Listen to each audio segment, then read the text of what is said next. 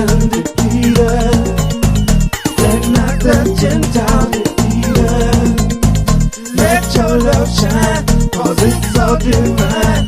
Come now, my Father, and lead us. Hey,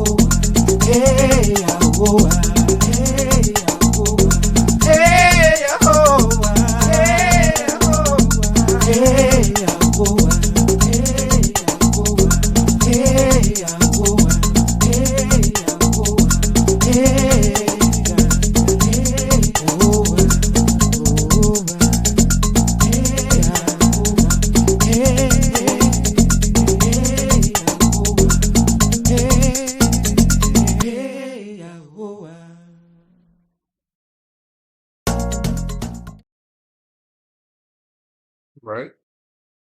All right. I'm back. My name is Yamsuf Arif, and this is the Real Talk for Real People study program. a program where we study the Almighty, God of Abraham, Isaac, and Jacob. And certainly we study the chosen people of the Most High, along with that, the enemies of the Most High, because certainly for all intents and purposes, they are the enemies of the Most High chosen people also.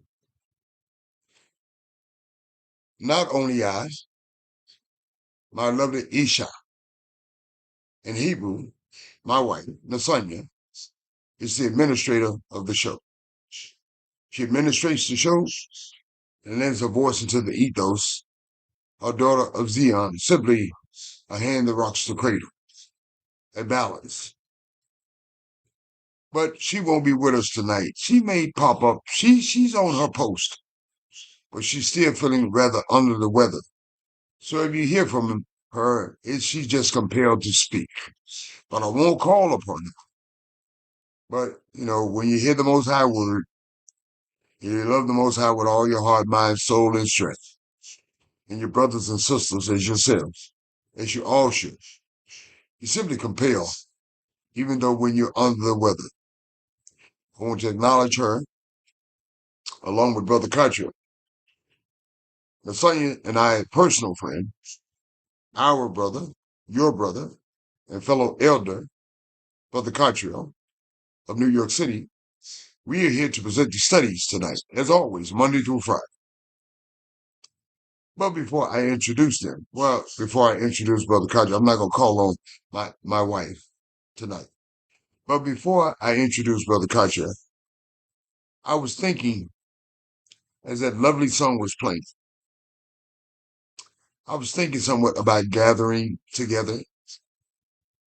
Gathering not for the sake of mistreating, abusing, and dominating one another, and sometimes killing one another. Not that type gathering. Now I was thinking, Yamsu, some of us don't seem to get it. Some of us just think for some innate reason, simply being the Israelite, that would suffice. If that was the case, our ancients would have been not punished by the Most High, and we certainly would be scattered about. Simply being Israelite is not enough. It has to take some compliance with the Most High in every aspect or component. And in that compliance, and if you're ambassadors of the Most High, ambassadors does not reflect themselves. Ambassadors reflect who they are representing. And we all are representing the Most High. We should be cognizant of the way we treat each other. We should be cognizant of how we comport ourselves within the public venue. We should be cognizant of what we say and how we say it and when we say it.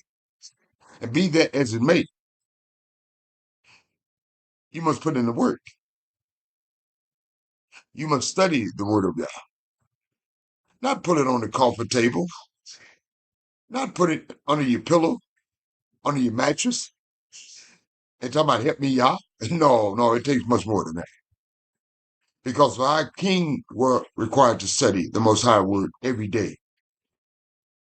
How are we any better than our king in our ancient times? We aren't. So that should suggest, infer, or imply you must do your study. I don't care if you study with us, but you best be studying with somebody. Praise the Most High and bless His holy name. Let me offer a blessing to the fellow students who have elected to come study with us. Lord of Abraham, Isaac, and Jacob, all blessed and praised be unto your holy and magnificent and almighty name, Yah. Bless these fellow students.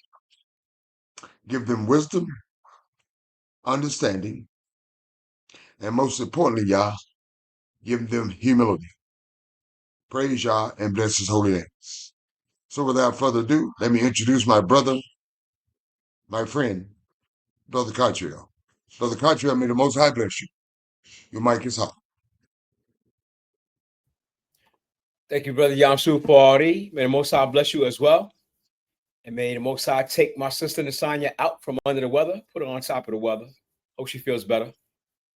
Bless Yah, oh my soul, and all that's within me. Bless his holy name.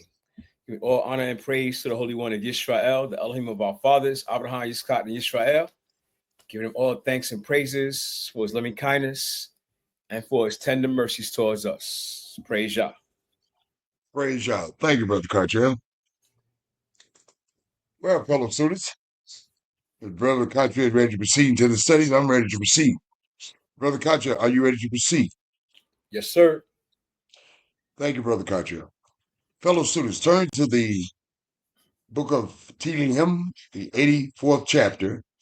You might be unfamiliar with that name due to your lack of study, but it's the Hebrew name for this book, this Greco-Roman name, Psalms 84. Blessedness of dwelling in the house of Yah. Brother Cottrell will conclude the studies for the night in the book of Vayikra. You might be unfamiliar with this book, its Hebrew name, but it's the actual book for the Greco-Roman word Leviticus, chapter 23. Brother Cottrell will give you a breakdown of the feast of Yah, the Shabbat, the Passover, and unleavened bread, the feast of first fruits, the feast of weeks, the feast of trumpets, Day of Atonement, the feast of tabernacle. Praise Yah. So let's get started. Let's go back to the book of Tehillim. Let us begin. The writer is Asaph. No, he's not. The writer is the sons of Korah. The sons of Korah. Look them up. I'm not going to do all the work for you. The sons of Korah. They write in the song, a message in the music. Oh, how lovely is your tabernacle. Not making reference to the temples at this juncture in our history. About that movable tabernacle, which we studied not too far back. Brother Cottrell described that tabernacle. As a matter of fact, take the opportunity, fellow students, to go and see what that tabernacle looks like, what the sons of Korah are making reference to. And it said, O Lord of hosts, O Yah of hosts. Stanza 6. Here's how we all should feel. My soul longs, yes, even thanks for the courts of Yah. Wants to be where Yah is. That's where we all should have that innate part of us. Our soul should long, yes, even thanks for the courts of the Most High. Not church, not a Muslim, not a Buddhist temple, and so on and so forth. My heart, the sons of Korah writes, and my flesh cry out for the living Elohim. Yeah, a lot of y'all got these fake Elohims. Y'all got man-made Elohims, and so on and so forth. But we subscribe and acknowledge the fact that it's only one true living Elohim, and that's Yah, as the sons of Korah alludes to, and we subscribe to. Stanza 3. Even the sparrow has found a home, and a swallow a nest for herself, where she may lay her young. Even your altars, O Yah of hosts, our King, our Elohim. I know it reads my King, my Elohim, but when it applies to us, our King, and my Elohim. We want to be like that sparrow in so many ways. Finding a home, especially in this universal captivity. Blessed are those who dwell in your house, who remains connected to your house, Yah. That tabernacle in the wilderness, and certainly just to position that to the temple which wasn't established at that point in our history. Stanza 4. In there, they will be praising you. No, they won't be praising Jesus. They won't be praising Buddha. They won't be praising Allah or any other Yah. Well, Yah, but not any other but Yah. They will be praising you. We share. Yah doesn't share his glory with anyone. I don't know who told you that. Well, it was brought to you by virtue of the Romans, your enemies, by way of the Roman Catholic Church and its derivative churches. Well, I can understand why you believe that. Yah shares the stage. Yah doesn't share the stage with anyone. Stanza 5. Blessed is the man whose strength is in you, who he gets the strength from is in you, Yah. The sons of Korah sing, whose heart is set on pilgrimage. The individual who is not satisfied, who's always seeking the truth, seeking a resting place, and seeking to be connected with Yah. They're not resting in the Lord, and they're not content. Men and women of Yah are not content. Oh, they're not searching anything else. They're not looking for a home anywhere else. But they're always on the pilgrimage. Tongue twisted. Pilgrimage. Always focusing to find that home with the Most High.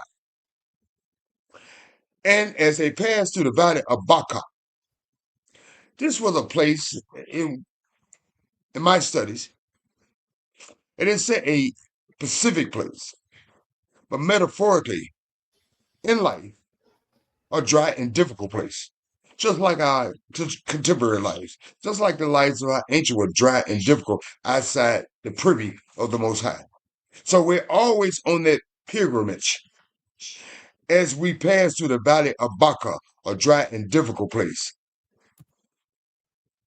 They make it spring. They make it a spring in relationship with their relationship with the Most High. When we go through these dry and difficult places in life, by our interconnection with the Most High, we make it a spring. The rain also covers it with pools. We go from strength to strength because of our connection with the Most High. Stanza 7. Each one appears before Yah in Zion, as I always make mention. Although we are collective, a nation, but individually appears before Yah in Zion. Yah recognizes each individually, although collectively we are a nation. Stanza 8. O Yah of hosts, which we all should subscribe to find it in this pilgrimage. When we pass to the valley of Baca, a dry and difficult place, wherever we go, when we go through these dry and difficult places, that we can make a spring, and the rain has covered it with pools, where we go from strength to strength, we should say, Yah Elohim of hosts, hear my or our prayer. Sheila, the writer writes, Korah, the sons of Korah. Meditate on this stanza. Meditate on the catch line. We like catch lines, don't we? And it writes, the sons of Korah. It gives you some time to reflect how your mind should be a message in the music. O Yah, behold our shield. Yah, you are our protection. That's what a shield is for protection. Yah, you behold our protection. And he says, the writer, and looked upon the face of the anointed. No, he's not talking about you, me, them, those, and another. What he's making reference to is the high priest. Look upon the face of your anointed. Our high priest was anointed. Our priest was anointed. Our king was anointed. No other anointed. Okay? Well, because you've been socially engineered and conditioned by way of your enemies, the Romans, the Grecos, and the Roman Catholic Church and their derivative, somehow you feel that you're anointed. Well, my brothers and sisters, that's why these studies are imperative, because you know you're not anointed, okay? So it's making reference to the high priest. And the reason why I said it, because the fact it infers by the next stanza. For a day in your court is better than 1,000. And the high priest was in the court. The priest was in the court. And the writer writes the sons of Korah, I'd rather be a doorkeeper in the house of my Elohim, the house of Yah. I don't want to be a Roman Catholic. I don't want to be a derivative. I don't want the Romans to bring to me Yah. Come on now. I'd rather be a doorkeeper in the house of my Elohim, Yah.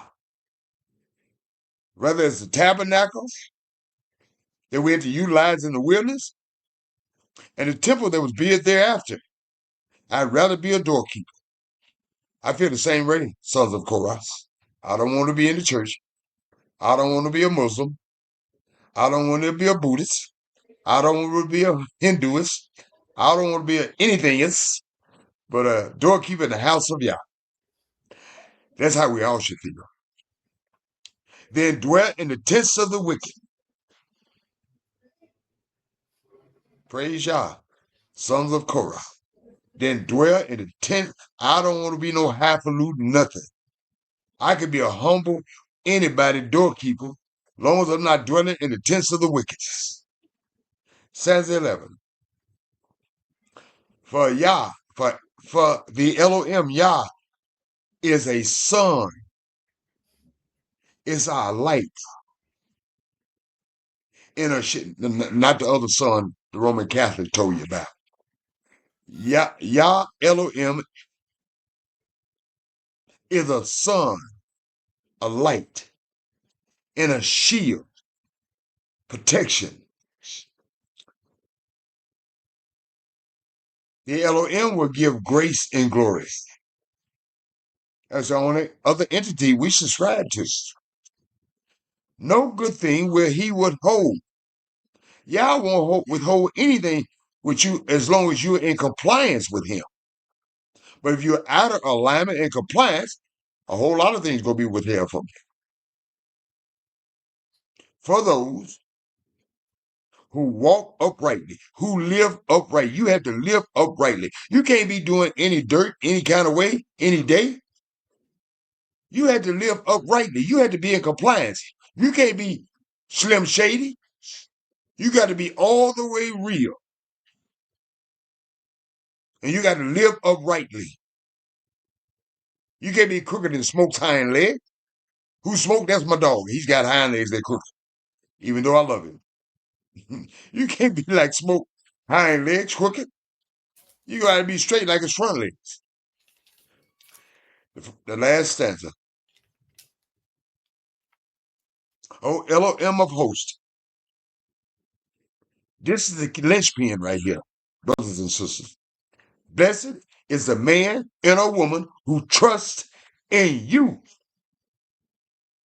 That's point blank. It's simple. But unfortunately, we make everything hard.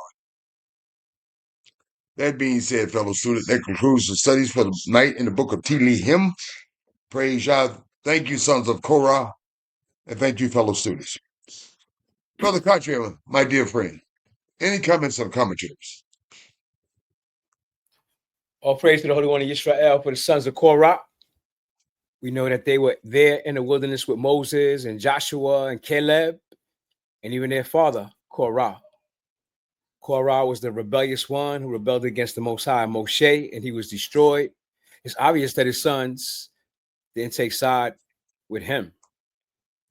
But they realized that it's better to be a doorkeeper in Yah's house than to dwell in the tents with the wicked.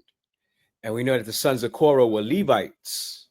They weren't priests, but they were there to assist the priests in ministering to the Most High, which is why he says, I'd rather be a doorkeeper in the house of my Elohim, because the Levites assisted the priests in the house of Yah.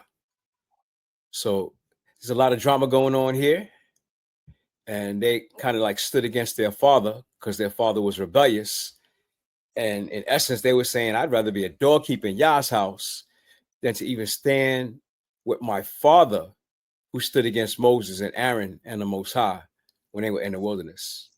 Praise Yah and bless his holy name.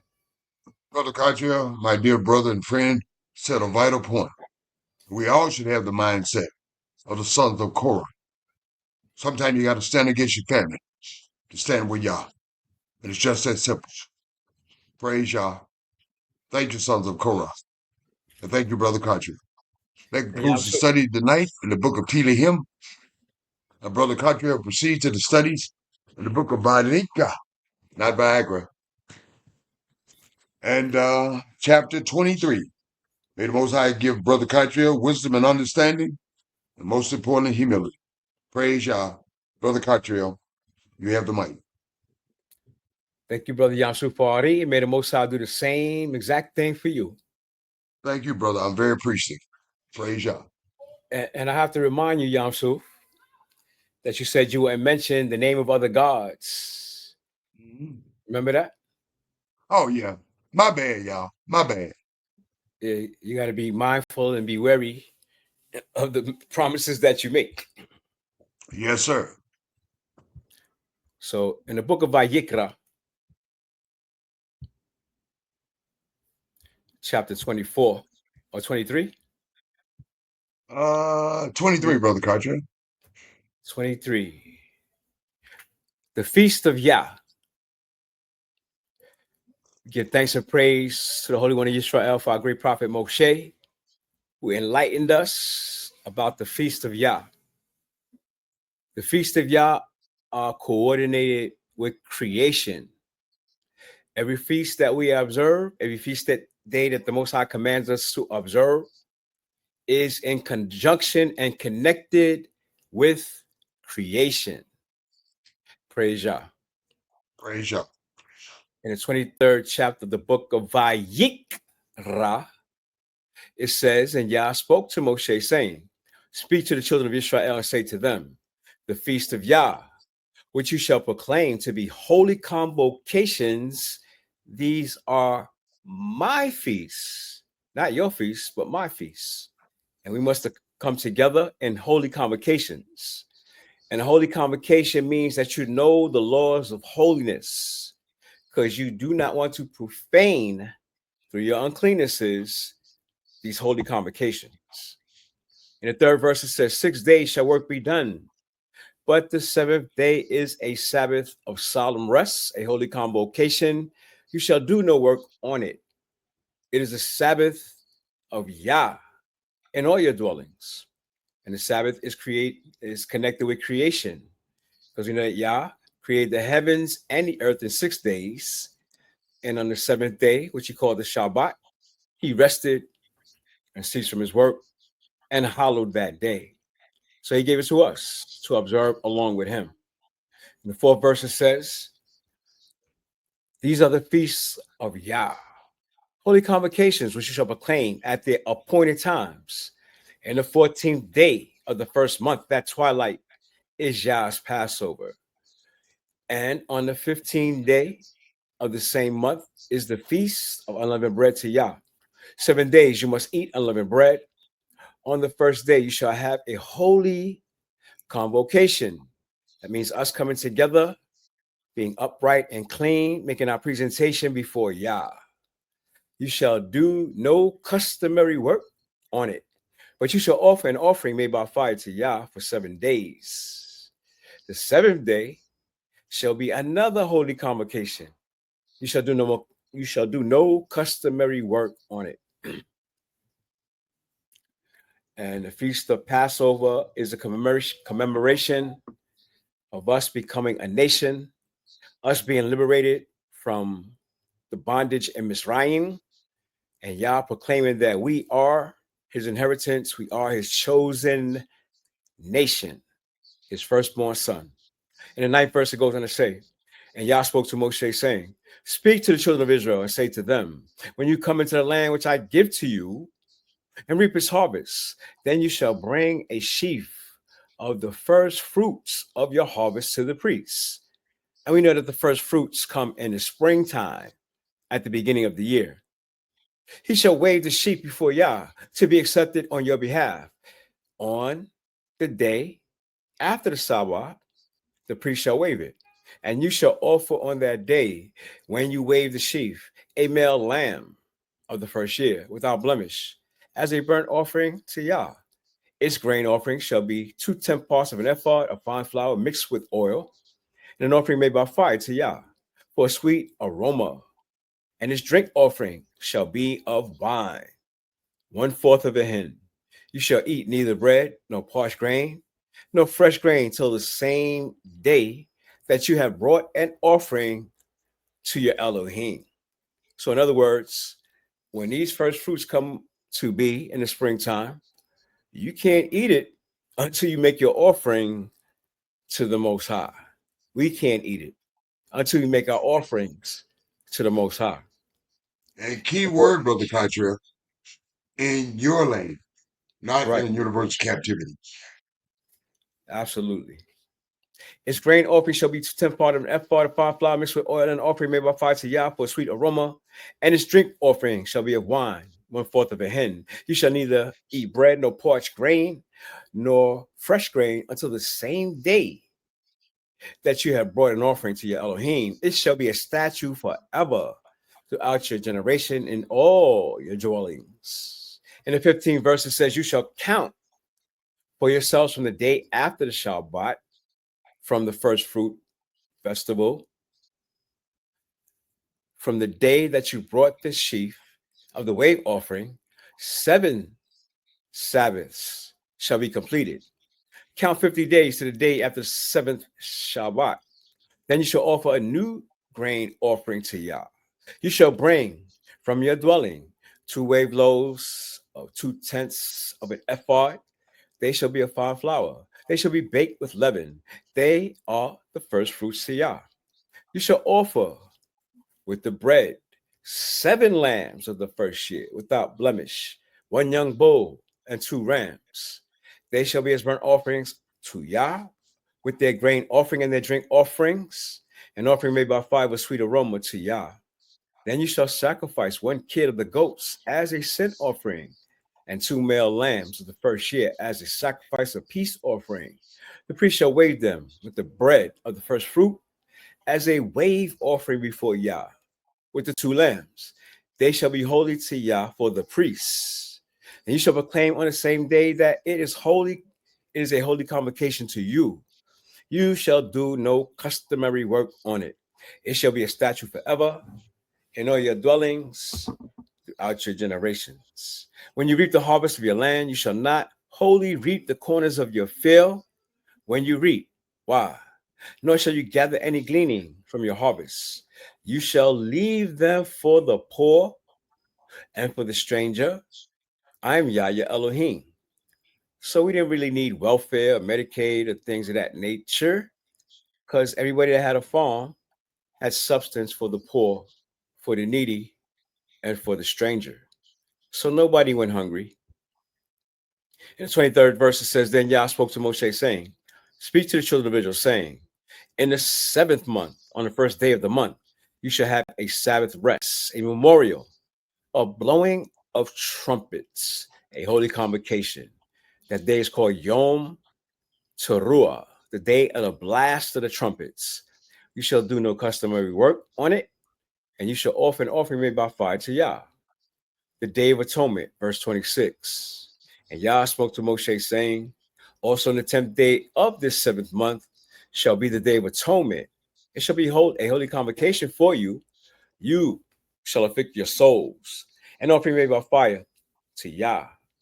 And you shall do no work on that same day, for it is the Day of Atonement, at one minute. We want to be at one with Yah, to make atonement for you, to cleanse us of our sins before Yah, your Elohim. For any person who is not afflicted in soul on that same day shall be cut off from his people.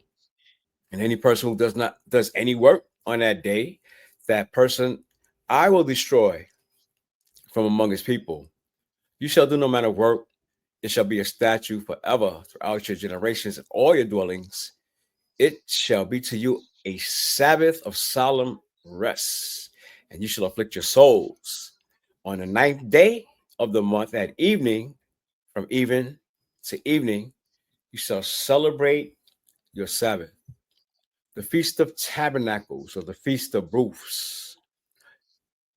In the 33rd verse, it says, then Yah spoke to Moshe, saying, speak to the children of Israel, saying, the 15th day of this 7th month shall be the Feast of Tabernacles for the 7 days to Yah. On the first day, there shall be a holy convocation. You shall do no customary work on it. For 7 days, you shall offer an offering made by fire to Yah. Every day, 7 days.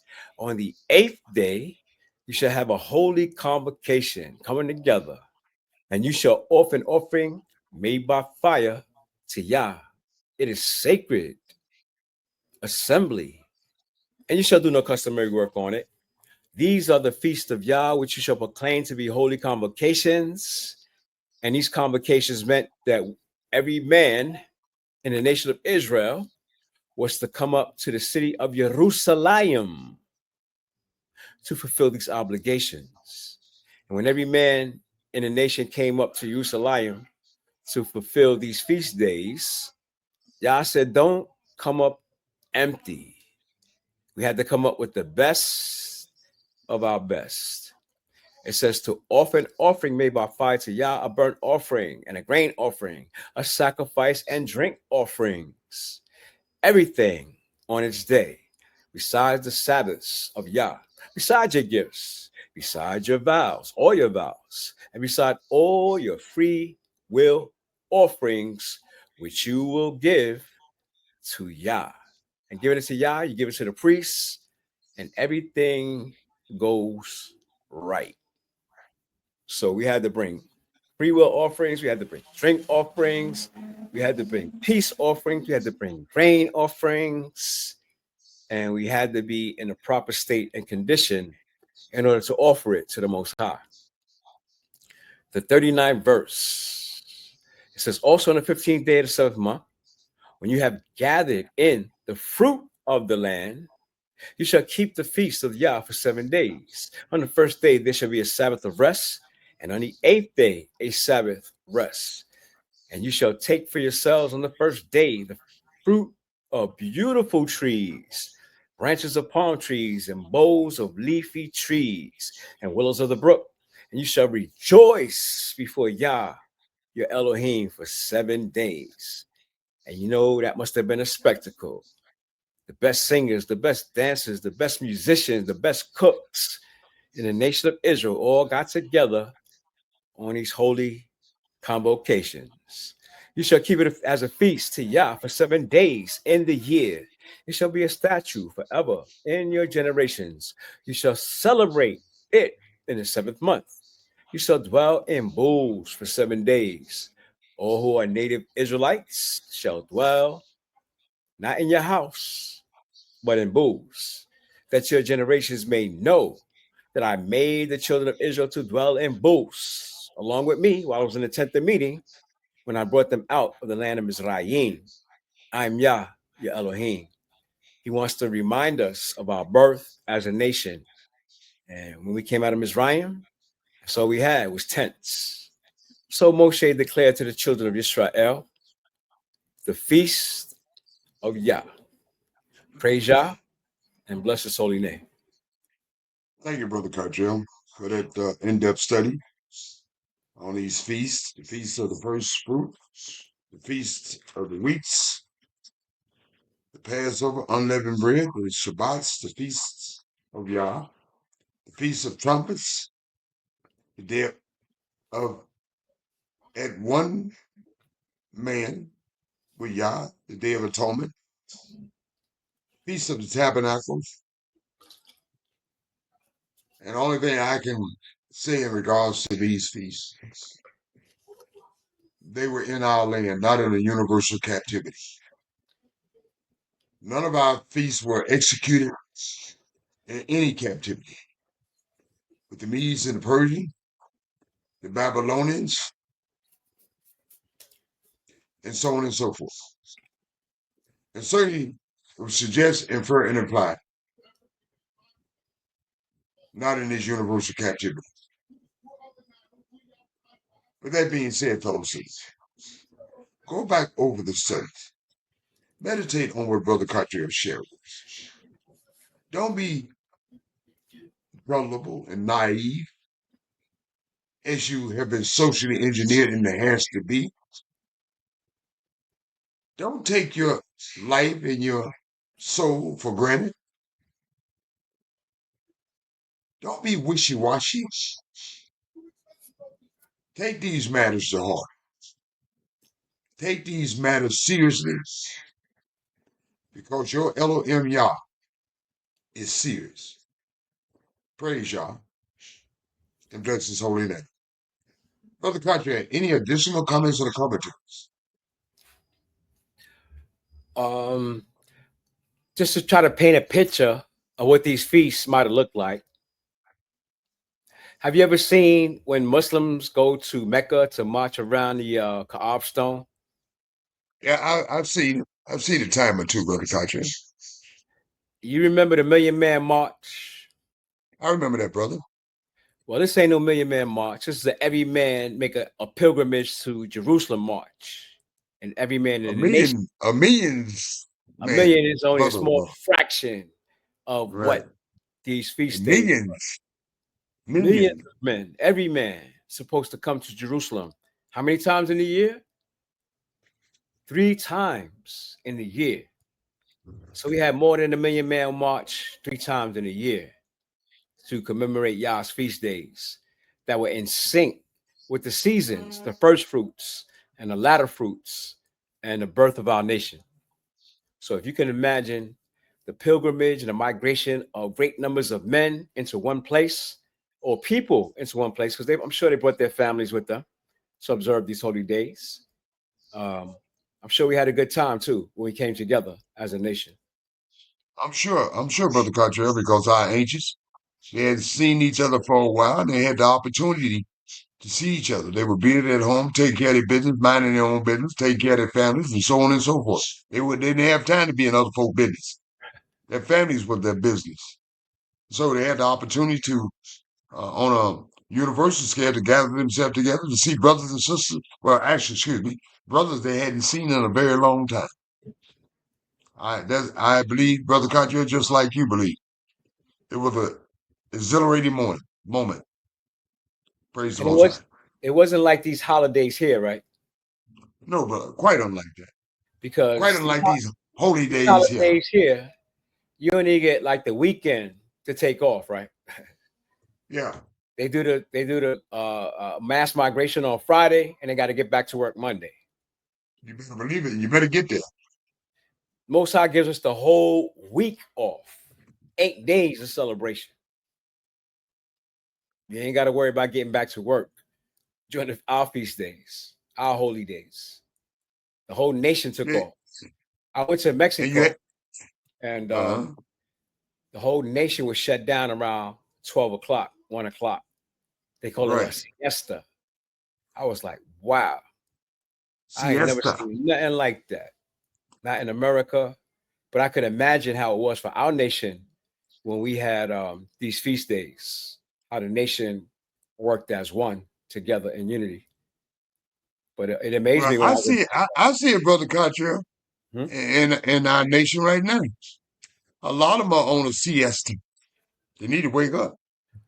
Praise y'all. It ain't the siesta like in Mexico, bro. Mm-mm. I But imagine not, Brother Cottrell. everybody in the nation, they just shut it down. I was like, Mhm. wow, this is amazing. Right. They shut it down for Thank you, about Brother an Cottrell. hour, and then they opened back up for business. I don't know if they Yep. still do that, but when I was there for like 9 weeks. And Right. every day around 12, 1 o'clock, everything shut down. I'm like, wow, that's amazing. It shows you how a nation can come together, Brother Cottrell, for something good and constructive. One people. And it certainly was good, but it gave people time to relax, give them a moment to take a siesta, a nap. Oh, yeah. And I can understand that. I can understand the components of it. And that's why it's imperative that we learn what our gathering together looks like. Praise the Most High. Yep. I know when I was working as a carpenter, we only had a half an hour lunch break. And you had to run to the store, get your lunch, eat it real quick within that half an hour, and get back to work. But in Mexico, they take a whole hour. So Esther, everybody shut down. Well, It's the like, son you just informed me, Brother Cottrell and fellow students, they do that in China too. okay. They take a moment off and they take them a nap and interact with one another and so on and so on. Something constructive in our part. Unlike some of us seem to think, Brother Cottrell, we seem to think gathering should be toxic and poisonous, mistreating, abusing, dominating, and sometimes killing one another and writing rap songs about it. Not those kind of gathering. We are inclined and we are very supportive of gathering. Don't get it twisted. But we are in support of gathering that are reflective of the Most High and our nation. Gathering that are constructive and positive and uplifting and supportive to every extent. Our widows, our orphans, our needs, and so on and so forth. Even to strangers and foreigners alike. Those kind of gatherings. Thank you, Brother Cottrell. I would like to say that before integration, there was segregation. And when there was segregation, we were independent and self-sufficient. They talk about the bombing in Oklahoma City, the Black Wall Street. But when our people had their own communities, we did very well. And they realized that when we were together, we exceeded them, which is why they introduced integration to break us up. And now that they've broken us up, they got us thinking individualistically. We don't think communally like we used to when we were first here, when it was segregation and we were prospering and thriving. Now they got us divided and they have us conquered. So we have to get Unfortunately, Brother back. Cottrell. We have to get back to being independent and taking care of ourselves and taking care of each other. And that's not wrong. Fellow students, that's not wrong to take care of yourselves and each other. What's wrong with that? That's not mistreating, abusing, or dominating, or terrorizing anyone. It's just looking out for you and yours. What is wrong with that? Nothing in the least bit fashion is wrong with that. But because you've been socially in your condition to be integrated and don't look after yourself and each other, that is the outcome, unfortunately. All right, Brother Cottrell. Are you done, my friend? Yes, sir. Thank you, Brother Cottrell. Thank you, fellow students. I simply like to say in closing, I want to thank my Isha, Hebrew, my wife, Lasanya. Although she's at her post and she wasn't verbal, but she did come into the studio to share that information with me about China. And by way of that, Lasanya has done a due diligence, more obligation, even under the weather. And some of us, unfortunately, won't even do that. We on top of the weather. As all daughters of Zion should be doing, hand the rocks to craters, lending their voice into the ethos of balance to our nation. I want to thank Lasagna. And may the Most High bless you. All you daughters of Leon who are doing your due diligence and more obligations for the nation, being ambassadors of the Most High and being ambassadors of the nation. I want to thank Brother Cottrell. Brother Cottrell, my friend, my brother, my fellow elder, has done his due diligence, more obligation, as all elders should be doing for the nation, for the national interest of the nation. And certainly ambassadors, Yah. It's all our due diligence, more obligation. It's not incumbent upon Lasagna or Brother Cottrell. It's incumbent upon each of us to stand into the gaps for the betterment of the nation, and certainly to be ambassadors of Yah.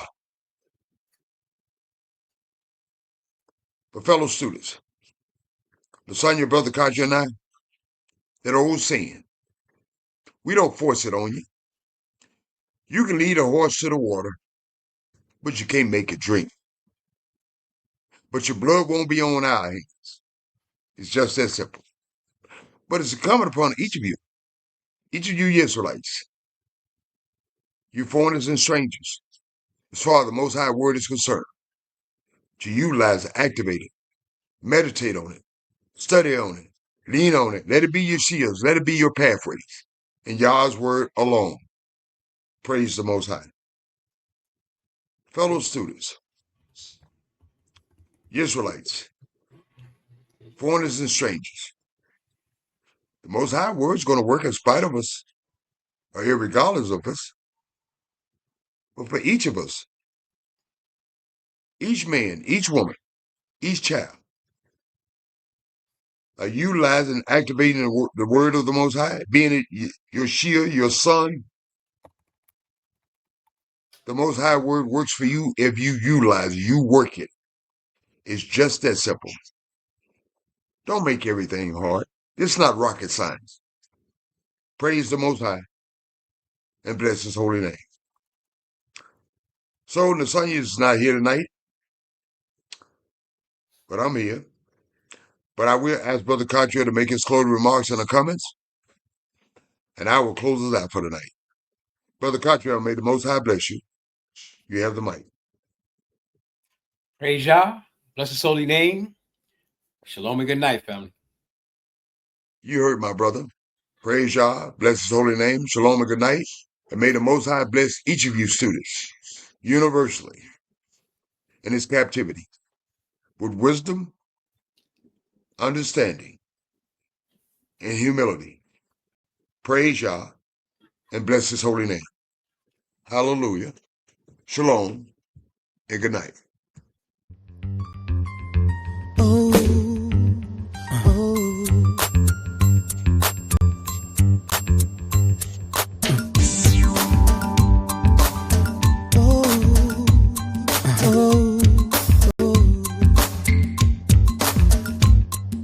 Somebody calling my name, and I went down to see. Heard at least one voice calling down at me. How you know my name? Why you calling me? I don't know what to say. He said this was meant to be. Wasn't calling out my name, calling me today. How can I break it down? I didn't know what to say. Wasn't calling out my name, calling near and far. Tell me what you want. You say let me in your heart, let me in your heart, and wisdom in your heart. Let me in your heart, and wisdom in your heart, in your heart, and wisdom in your heart. Let me in your heart, and wisdom in your heart.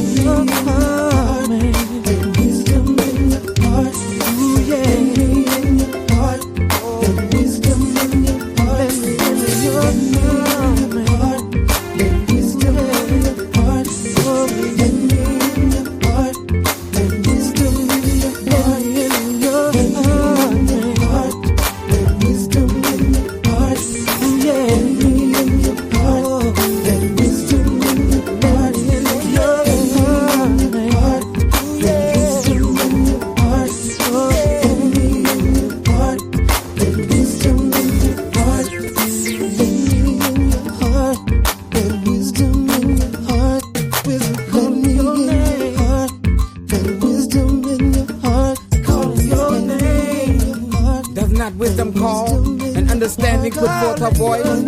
In the top of high places, by the way, where the paths meet, she stands. Beside the gates at the entry of the city, at the coming in at the doors, she cries aloud, unto you, O men, I call, and my voice to the sons of men.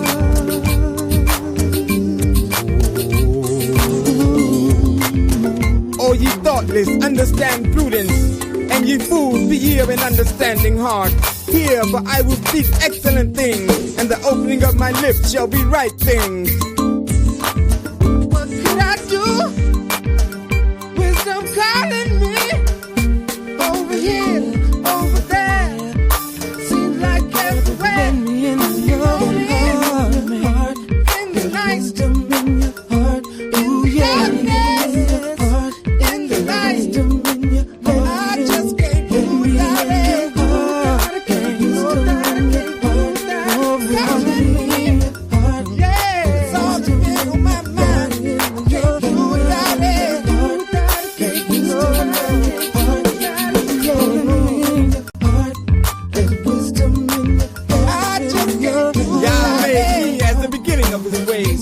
Of his works of old, I was set up from everlasting, from the beginning, or ever the earth was.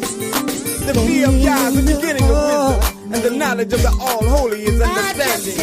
But by me thy days shall be multiplied, and the years of thy life shall be increased. That's all that's been on my mind.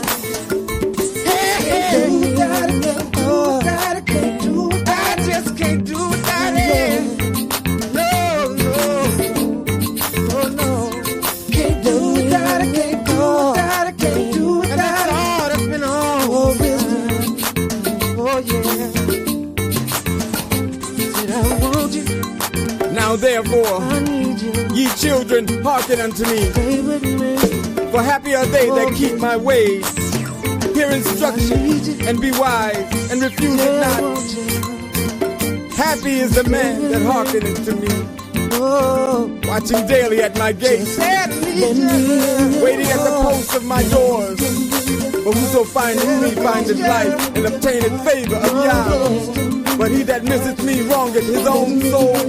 All they that hate me love death. Love death. Love death.